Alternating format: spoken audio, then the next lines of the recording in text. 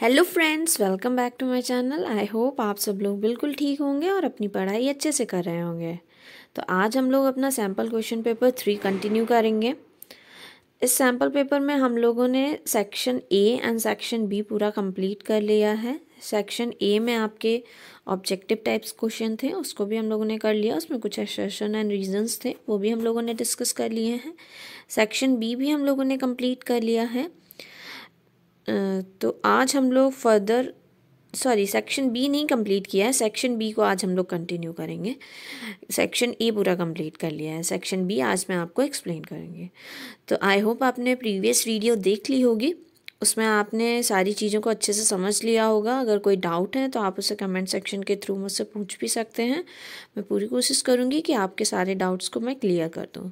और अगर आप चैनल पे न्यू हैं तो चैनल को सब्सक्राइब जरूर कर लीजिएगा, जिससे आपको सभी न्यू वीडियोस की अपडेट मिलती रहे। तो अपना टाइम ना वेस्ट करे हुए हम लोग स्टार्ट करते हैं अपना आज का सेक्शन बी। सेक्शन बी में मैंने आपको क्वेश्चन नंबर 1 जो इसका सेक्शन बी का है, मतलब क्वेश्चन नंबर 21, वो तो शायद बता दिया था कि ऑक्सीडेशन रिएक्शन क्या होती है। अच्छा, ऑक्सीडेशन रिएक्शन को आप दो तरीके से यहाँ पे डिफाइन कर सकते हैं। जैसे आप लोगों ने एक रिडॉक्स रिएक्शन में पढ़ा था, ऑक्सीडेशन एंड रिडक्शन जो प्रोसेस होते हैं, आप उसके थ्रू भी एक्सप्लेन कर सकते हैं। एक आप और बता सकते हैं, जब हम लोग कार्बन एनेट्स कंपाउंड पढ़ रहे थे तो मैंने आपको एक जगह पे और बताए थे, कुछ ऑक्सीडाइजिंग एजेंट बताए थे ना, K2Cr2O7 and KMnO4, potassium permanganate and potassium dichromate. दो मैंने आपको ऑक्सीडाइजिंग एजेंट बताए थे। उसमें मैंने आपको बताया था कैसे alcohol in the presence of these oxidizing agent changes into the carboxylic acid. तो आप वहाँ पे वो वाली रिएक्शन को भी लिख के दिखा सकते हैं कि ऑक्सीडेशन रिएक्शन क्या होती है। एग्जाम्पल आप लोग दे सकते हैं, ऑक्सीडेशन रिएक्शन क्या है, when an oxygen is added to in a compound.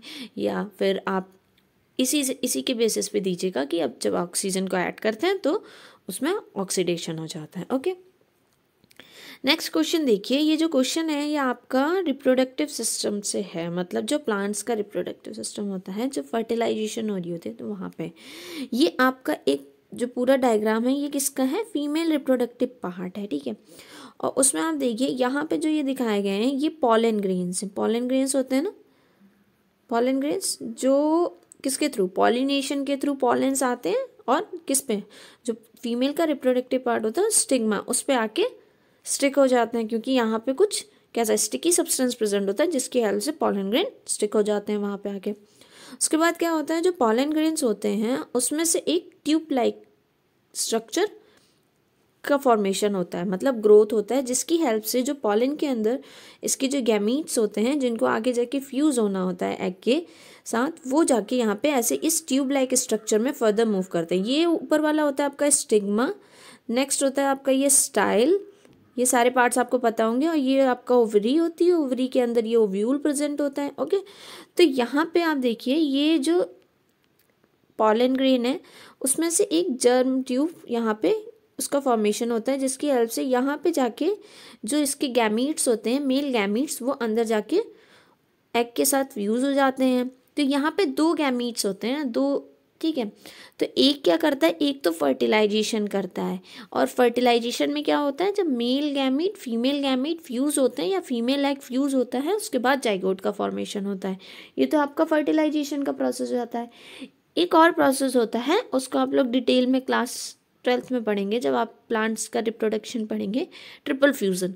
तो दूसरा वाला जो गैमीट होता है वो बाकी जो सेल प्रेजेंट होते हैं ओवरी में, ओव्यूल में, उसके साथ फ्यूज करता है। तो आप लोग यहाँ पे इस डायग्राम को लेबल कर सकते हैं। तो यहाँ पे आप दिखाएंगे कि फर्टिलाइजेशन के प्रोसेस के लिए मेल जर्म सेल का जो मतलब मेल गैमीट्स को जो ट्रांसफ़र करने के लिए पॉलन ट्यूब से जो जर्म ट्यूब का फॉर्मेशन हुआ है वहाँ से मेल गैमीट ट्रांसफ़र होंगे। जैसे सबसे पहले आप ऐसे लिखेंगे कि when pollen grains land on the stigma, a germ tube is formed. With help of germ tube, the male gametes are transferred to the ovary, where the male gamete fuses with the egg present in the ovule, and the formation of zygote takes place, and this process is known as fertilization. तो यही आपको इस diagram में दिखाया गया है। ठीक है, समझ में आ गया ना आपको ये वाला। अच्छा, नेक्स्ट क्वेश्चन है यहाँ पे, mention the steps of respiration in higher animals. अच्छा, स्टेप्स हैं आपका, जैसे जिसने मार्क्स का क्वेश्चन है उसके बेसिस पे आप स्टेप्स को लिख सकते हैं। 2 मार्क्स का क्वेश्चन है, मिनिमम 4 स्टेप्स लिख दीजिए। जैसे सबसे पहले आप लिखिए कि ब्रीदिंग होती है। ब्रीदिंग क्या करते हैं हम लोग, एयर को इनहेल करते हैं, ठीक है।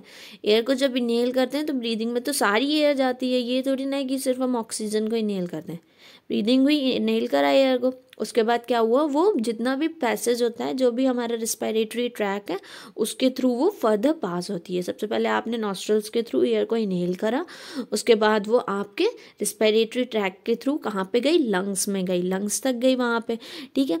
उसमें वहाँ पे क्या होता है, रिस्पायरेशन की जो यूनिट होती है, क्या होती है रिस्पिरेटरी यूनिट, एल्वुलाई होती है ना, क्लास में मैंने बताया था। तो एल्वुलाई के थ्रू वहाँ पे गैसेस का एक्सचेंज होता है, उसे ही हम रिस्पायरेशन कहते हैं। तो पहला प्रोसेस तो ब्रीदिंग होता है, उसके बाद वो ट्रांसफर होती है, फिर वो सारी एक्सचेंज होती है एल्वुलाई में ऑक्सीजन एंड CO2 के बीच में, तो वो प्रोसेस हो जाता है रिस्पायरेशन का। मैंने बहुत अच्छे से आपको रिस्पायरेशन एक्सप्लेन किया था जब हम लोगों ने लाइफ प्रोसेस चैप्टर पढ़ा था, ठीक है। तो अगर आपको कुछ डाउट हो रिस्पायरेशन में तो आप एक बार वो वीडियो को फिर से देख लीजिएगा, प्लेलिस्ट बनी हुई है उस चैप्टर की, तो वहाँ से आप लोग चेक कर सकते हैं। और अगर आप लोगों को वीडियो पसंद आ रही है तो लाइक ज़रूर करिए, क्योंकि अगर आप अच्छा रिस्पांस देंगे तो मैं ऐसी और वीडियो बनाऊंगी। मुझे लगेगा कि हाँ आप लोगों को ये वीडियो पसंद आ रही है, तो मैं ऐसी वीडियोस और भी डालूँ, तो मुझे भी मोटिवेशन मिलेगा कि आपके लोगों के लिए ऐसी और सैम्पल पेपर सॉल्व कराऊँ, जिससे आप लोग अपने मार्क्स को इंक्रीज कर पाएँ, जो भी लैग कर रहे हैं थोड़ा बहुत। ओके, नेक्स्ट क्वेश्चन बोला गया, ये और में है इसमें, how would the digestion of proteins and carbohydrate be affected if the duodenum of a man there is a blockade in the pancreatic duct. अब ये ड्यूडेनम क्या होता है, जो स्मॉल इंटेस्टाइन होता है ना, उसके 3 पार्ट्स होते हैं। तो ड्यूडेनम उसका सबसे स्टार्टिंग पॉइंट होता है। जैसे आप अगर आप ऐसे करके स्टमक का स्ट्रक्चर बनाते हैं, ठीक है, ये स्टमक होता है, उसके बाद ये ऐसे करके जाती है ना, यहाँ पे पेनक्रियास प्रेजेंट होता है, ठीक है, पेनक्रियास एक लीफ लाइक स्ट्रक्चर ऐसा होता है, ठीक है। तो ये जो स्टार्टिंग पॉइंट होता है ना स्मॉल इंटेस्टाइन का, इसको कहते हैं ड्यूडेनम। तो ड्यूडेनम में क्या होता है, जो पेनक्रियाट जितने भी एंजाइम्स का सिक्रीशन कर रहा होता है ना, वो सबसे पहले ड्यूडेनम में आते हैं। तो पेनक्रियास जैसे एंजाइम का सिक्रीशन करता है, पेनक्रियाटिक अमाइलेज है, ट्रिप्सिन है। तो जो पेनक्रियाटिक अमाइलेज होता है वो ना कार्बोहाइड्रेट के डाइजेशन में हेल्प करता है। दूसरा ट्रिप्सिन है, वो प्रोटीन के डाइजेशन में हेल्प करता है। अगर ड्यूडेनम ही ब्लॉक हो जा रही है तो यहाँ पे पेनक्रियास के थ्रू जितने भी एंजाइम्स हैं वो सिक्रीट नहीं हो पाएंगे। तो एंजाइम्स नहीं होंगे सिक्रीट तो क्या होगा, इन चीज़ों का डाइजेशन नहीं हो पाएगा। तो हम लोग लिख सकते हैं the digestion of protein and carbohydrate will be affected if the duodenum is blocked in pancreatic duct। तो नेक्स्ट क्या लिख देंगे, because the enzyme secreted by the pancreas like pancreatic amylase and trypsin cannot be released, so the process of digestion will not be completed in duodenum। बस इतना सा आपको लिखना है। ओके, अगर आप लोगों को एग्ज़ाम के टाइम पे ये एंजाइम्स के नेम मतलब स्ट्राइक ना करें कौन से एंजाइम्स थे, तो आप लोग क्या कर दीजिएगा, बस इतना लिख सकते हैं कि डाइजेशन का प्रोसेस कंप्लीट नहीं हो पाएगा, प्रोटीन्स और कार्बोहाइड्रेट फर्दर स्मॉलर मॉलिक्यूल्स में, अमीनो एसिड्स में या मोनोसेक्राइड्स में, डाइसेक्राइड्स में नहीं टूट पाएंगे कार्बोहाइड्रेट्स। ओके, अच्छा, अब यहाँ पे एक तरीके की केस स्टडी दी गई है, एप्लीकेशन बेस्ड क्वेश्चन, उसको ध्यान से पढ़िए। On the way from Kanpur to Delhi, there are 4 friends. Sunil was driving the car and saw from his side mirror that a car which was behind their car had met an accident। यहाँ पे बोल रहे हैं कानपुर से दिल्ली कुछ 4 friends आ रहे थे एक कार में। तो सुनील कार को ड्राइव कर रहा था, उसने अपने साइड मिरर से देखा कि उसके पीछे जो कार थी उसका एक्सीडेंट हो गया है। He suddenly applied the brake even after his friend asked him to leave the situation as it is. उसने जैसे ही देखा अपने साइड मिरर से, आप अगर कभी ड्राइविंग सीट पे बैठेंगे तो देखेंगे साइड में कि राइट हैंड साइड में बाहर को एक मिरर लगा होता है, तो उस वाले मिरर से उसने देखा पीछे कार का, जो पीछे से कार आ रही थी उसका एक्सीडेंट हो गया है किसी के साथ। तो उसने तुरंत अपनी कार के ब्रेक लगाए, जबकि उसके फ्रेंड्स मना कर रहे थे, छोड़ो वहाँ पे एक्सीडेंट हुआ है, हमें उसमें इन्वॉल्व नहीं होना चाहिए। But Sunil did not agree and get down of the car and persuaded his friends to help the injured. लेकिन सुनील ने उन लोगों की बात से एग्री नहीं किया, उन्होंने अपने फ्रेंड्स को भी कन्विंस किया कि आपको भी चलना चाहिए मेरे साथ उसकी हेल्प करने के लिए, जिस भी इंसान को चोट लगी है उसको हेल्प करने के लिए। All of them took the injured person to the nearest hospital after taking first aid from the hospital. Victim thanked and please them for saving life. तो read the above passage and answer the following question. तो उन लोगों ने क्या करा, फिर finally Sunil की बात मान के जो भी इंजर्ड पर्सन था, जिसका भी एक्सीडेंट हुआ था, उसको पास के हॉस्पिटल में लेके गए।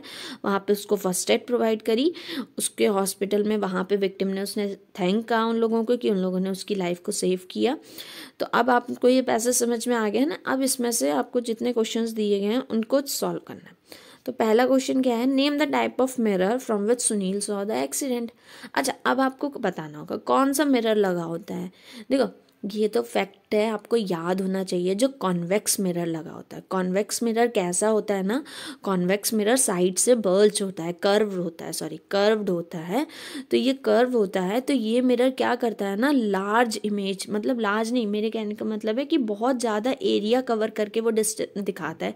बहुत ज़्यादा एरिया की, जितना भी आपके पीछे जितनी भी रोड होगी वो पूरा दिखा देगा कि वहाँ पे क्या चल रहा है। तो इसलिए ना हम लोग कॉन्वेक्स मिरर का यूज़ करते हैं एज अ साइड मिरर। तो ये क्यों यूज़ करा जाता है, क्योंकि ये एक लार्ज एरिया को कवर करके दिखाता है वो मिरर, ठीक है। तो मतलब क्या होता है कि जैसे हम लोग देखते हैं ना कि बहुत सारी बड़ी चीज़ को कन्वर्स करके छोटे सी जगह पे दिखा देता है, ठीक है, कि आपको पूरे एरिया का वाइड व्यू नज़र आ जाए। तो इसलिए हम लोग कॉन्वेक्स मिरर का यूज़ करते हैं। अच्छा, ये तो क्वेश्चन का आंसर आप दे सकते हैं, what can you learn from the Sunil character. देखो सुनील का करेक्टर कैसा है, काइंड है, हेल्पफुल नेचर है, वो लोगों की मदद करता है और वो बहुत काइंड है। 2 टर्म्स लिख दीजिए बस, ज़्यादा डिटेल में नहीं देने की ज़रूरत है आंसर आपको। नेक्स्ट है, distinguish between producers and consumers. अच्छा, प्रोड्यूसर्स कौन होते हैं, कंज्यूमर्स कौन होते हैं। देखो नाम से ही पता चलता है, प्रोड्यूसर्स वो होते हैं जो फूड का फॉर्मेशन करते हैं, प्रोड्यूस करते हैं फूड को। नेक्स्ट, कंज्यूमर्स वो होते हैं जो डिपेंड करते हैं प्रोड्यूसर्स पे फूड के लिए। अब plants are the producers and consumers, जितने भी हर्बीवोर्स हैं वो कंज्यूमर हैं, कार्निवोर्स हैं वो भी कंज्यूमर हैं। ओके, डिस्टिंग्विश करने के बेसिस पे आप 3 पॉइंट्स, कभी भी आपको डिफरेंस लिखने को है ना, सबसे पहले आप टेबल बनाइए, पूरा ब्लॉक्स में डिवाइड करिए, एक साइड पे प्रोड्यूसर लिखिएगा, एक साइड पे कंज्यूमर लिखिएगा। मिनिमम आपको 2 पॉइंट्स लिखना कंपलसरी है अगर आपका क्वेश्चन 2 मार्क्स का है, ठीक है। तो 2 मार्क्स का क्वेश्चन है तो 2 पॉइंट्स तो ज़रूरी लिख दीजिएगा। एक तो पहले आप डिफिनीशन ही आपको आ रही है, मैंने आपको बिल्कुल फर्स्ट केस में बताया है कि आपको प्रोड्यूसर कंज्यूमर में नहीं पता है, तो सबसे पहले तो आप डिफिनीशन लिख देंगे। Producers are those who produce food, ठीक है। Consumers are those who depends on the producer for their food, सबसे बेसिक सी डेफिनेशन लिख दी। दूसरा, प्रोड्यूसर्स कौन से होते हैं, एग्जाम्पल लिख दिया, producers are plants, like plants जो कि सनलाइट के प्रेजेंस में खाना बनाते हैं, ठीक है। नेक्स्ट, कंज्यूमर कौन है, हार्बीवोर, कार्निवोर, कोई भी एनिमल का नेम लिख दिया आपने। तो ये 2 पॉइंट लिखना कंपलसरी। एग्जाम्पल लिखोगे ना आप, अगर साइंस के जितने भी क्वेश्चन पेपर में जितने भी क्वेश्चन हो उसमें एग्जाम्पल लिखना बहुत ज़रूरी होता है। ओके, तो दूसरा, प्रोड्यूसर्स के पास क्या है, आप फोटोसिंथेसिस कर सकते हैं वो, और जो एक ट्रॉपिक लेवल होते हैं ना पिरामिड में, तो सबसे फर्स्ट स्टेप पे जो आते हैं वो सबसे पहले प्रोड्यूसर्स आते हैं, और जितने भी हाई ट्रॉपिक लेवल्स होते हैं उन पे कंज्यूमर्स आते हैं। जैसे हर्बीवोर्स हैं वो किस पे, प्लांट पे तो डिपेंड करेंगे। दूसरा, प्लांट्स के पास क्लोरोफिल होता है जिसकी हेल्प से वो फूड बनाते हैं। कंज्यूमर्स के पास ऐसा कोई भी केमिकल नहीं होता जिसकी हेल्प से वो फूड बना सकें। दूसरा, वो सन की एनर्जी को एब्जॉर्ब करके उसका यूज़ कर सकते हैं। हम लोग ऐसे सन की एनर्जी को एब्जॉर्ब करके उसका एनर्जी से कुछ यूज़ नहीं कर सकते केमिकल रिएक्शन में। आप लोग देखिए, हम लोग सन की जो एनर्जी है उसके, हाँ विटामिन डी मिल जाता है हम लोग, बट जो सन की एनर्जी को जैसे प्लांट स्टोर करके उसको केमिकल रिएक्शन में इन्वॉल्वमेंट कराते हैं, वैसे हम लोग नहीं कर सकते। इसीलिए प्रोड्यूसर्स फूड बना पाते हैं, उनके पास एक तो क्लोरोफिल है, दूसरा वो सन की एनर्जी को एब्जॉर्व करके उसका हेल्प करके फोटोसिंथेसिस कर पाते हैं। ये पॉइंट्स आप लोग लिख दीजिएगा, ठीक है। अब तो मैंने बहुत सारे पॉइंट्स बता दिए हैं। नेक्स्ट क्वेश्चन है, why is improper disposal of waste a curse to environment. अच्छा, अगर आप डिस्पोजल जो भी वेस्ट है उसको प्रॉपर तरीके से डिस्पोज नहीं करते हैं तो वो भी इन्वायरमेंट के लिए बहुत ज़्यादा हार्मफुल है। कर्स है मतलब कहते हैं ना श्राप की तरीके से है, ठीक है। तो क्यों, अब जैसे आपने जितना भी वेस्ट था आप लोगों ने क्या करा, सारा जैसे बायोडिग्रेडेबल जो कि जिसे हम लोग डिग्रेड कर सकते हैं, और जैसे प्लास्टिक्स हैं जो कि नॉन बायोडिग्रेडेबल है, उन सबको एक साथ करके डाल दिया एक जगह पे। आपने तो सोचा कि आपने सारा वेस्ट अच्छे से फेंक दिया, उसे इकट्ठा कर दिया, ठीक है, क्लीन रखी है अपनी सोसाइटी। बट क्या होता है ना, जो बायोडिग्रेडेबल वेस्ट होता है, जब नॉन बायोडिग्रेडेबल वेस्ट के साथ पड़ा होता है ना, तो उसका भी डिकम्पोजिशन नहीं हो पाता है। तो इस तरीके से कुछ इसका रिजल्ट ही नहीं निकला। अगर आप प्रॉपर वेस्ट को भी इकट्ठा करके डाल रहे हो तो बायोडिग्रेडेबल वेस्ट है, जैसे घर का जो जितना भी खाने पीने की चीज़ें बचती हैं, या आप लोग सब्जियों को छीलते हैं तो उनके छिलके होते हैं, जो ऐसी चीज़ें होती हैं ना, उनको अलग से डालना चाहिए, ठीक है। नेक्स्ट जो कि ऐसा वेस्ट है जो कि जैसे प्लास्टिक्स हैं, या फिर कोई पुराना इलेक्ट्रिक अप्लायंस होता है, उसमें जो भी आयरन है या टिन लगा हुआ, जो भी मेटल लगा हुआ है, उसको अलग डालना चाहिए, या फिर आपको उसको रिसाइकलिंग के लिए सोल्ड कर देना चाहिए, ठीक है। तो इस तरीके से आप अगर प्रॉपर वेस्ट को चेक करके कि कौन सा चीज़ रिसाइकिल हो सकता है, उसको आप रिसाइकलिंग के लिए कर दीजिए। जो चीज़ रिसाइकिल नहीं हो सकती तो आप उसको अलग तरीके से डिकम्पोज करिए, ठीक है। तो अगर प्रॉपर तरीके से आप वेस्ट को भी आइडेंटिफाई करके उसको नहीं हटाएंगे ना, तो वो भी कोई अच्छा काम नहीं होगा कि आपने सारा कूड़ा एक तरह इकट्ठा करा और उसको फेंक दिया, तो कोई बहुत अच्छा काम नहीं कर दिया, वो तो डिकम्पोज ही नहीं होगा। बैक्टीरियाज जो भी सॉइल में प्रेजेंट होते हैं, जो डिकम्पोज करते हैं ना, जितनी भी खाने की चीज़ों को डिकम्पोज करते हैं, तो वो कुछ कर ही नहीं पाएंगे क्योंकि उसमें प्लास्टिक भी प्रेजेंट होगी, ठीक है। तो ये तो गलत तरीका हो जाएगा। नेक्स्ट क्वेश्चन है question number 16, why does the sky appear dark instead of blue to astronaut. देखो, हम लोगों को स्काई ब्लू क्यों दिखती है और एस्ट्रोनॉट्स को स्काई डार्क क्यों दिखती है? जब वो स्पेस में होते हैं तो उनको डार्क क्यों दिखती है? सबसे पहली चीज़ होती है, हम लोगों को स्काई इसलिए ब्लू दिखती है, जो छोटे छोटे पार्टिकल्स प्रेजेंट हैं हमारे एटमॉस्फेयर में, हमारे एनवायरनमेंट में, उन पे ना जब भी सन की रेजेस पड़ती हैं तो वो स्कैटर हो जाते हैं। और जो सबसे ज़्यादा कम वेवलेंथ, जो आप लोगों ने विवग्योर पढ़ा होगा, विवग्योर, तो जो वायलेट कलर होता है, जो ब्लू कलर होता है ना, वो हम लोगों को इसलिए दिखता है क्योंकि वो सबसे कम वेवलेंथ होती है उसकी। नेक्स्ट, और वो जल्दी से स्कैटर हो जाता है ब्लू कलर, और ईजिली हमारी आइज़ को दिख जाता है। बट जब स्पेस में कोई एस्ट्रोनॉट बैठा होता है, वो वहाँ से स्काई को देखता है, तो वहाँ पे कोई भी पार्टिकल्स नहीं प्रेजेंट है, तो वहाँ पे उनकी हेल्प से लाइट की स्कैटरिंग नहीं हो पाती है, और इसलिए उनको कोई भी कलर समझ में नहीं आता है। इसलिए उनको स्काई कैसी दिखती है? डार्क दिखती है। अगर हमारे एटमॉस्फेयर में भी कोई पार्टिकल नहीं प्रेजेंट होते तो स्कैटरिंग ऑफ लाइट नहीं होती, और सबसे कम वेवलेंथ वाला कलर हम लोगों को नहीं दिख रहा होता। तो इस कारण ये होता है। ओके, आई होप आपको सेक्शन बी पूरा अच्छे से समझ में आ गया होगा। देखिए, सेक्शन सी मैं इसलिए नहीं एक्सप्लेन कर रही, उसमें बहुत डिटेल में आप लोगों को आंसर होता है। अगर आपको कोई डाउट हो किसी पर्टिकुलर टॉपिक में, आपको समझ में ना आ रहा हो, तो आप मुझे कमेंट सेक्शन के थ्रू बता दीजिए, मैं उस पर पर्टिकुलर वीडियो बना दूँगी, अच्छे से एक्सप्लेन कर दूँगी, और आपका रिवीजन भी हो जाएगा। तब तक के लिए हम लोग अपने सैम्पल पेपर ही कंटिन्यू करेंगे। ओके, तो अगर आपको वीडियो पसंद आ रही हो तो लाइक ज़रूर करिएगा। आप लोग लाइक नहीं करते हैं, मुझे पता नहीं चलेगा कि आप लोगों का रिस्पांस कैसा है। अगर आप लोग लाइक करेंगे तो मुझे भी अच्छा लगेगा, मुझे भी लगेगा हाँ, ये वीडियो आप लोगों के लिए बेनिफिशियल है, मैं ऐसी और वीडियोज़ भी बनाऊँ। ओके, और अपने फ्रेंड्स के साथ भी शेयर करिए, जिससे वो भी अपना रिवीजन कर पाएँ। और अगर आपने चैनल को सब्सक्राइब नहीं किया है तो सब्सक्राइब भी कर दीजिएगा। So thank you for watching the video.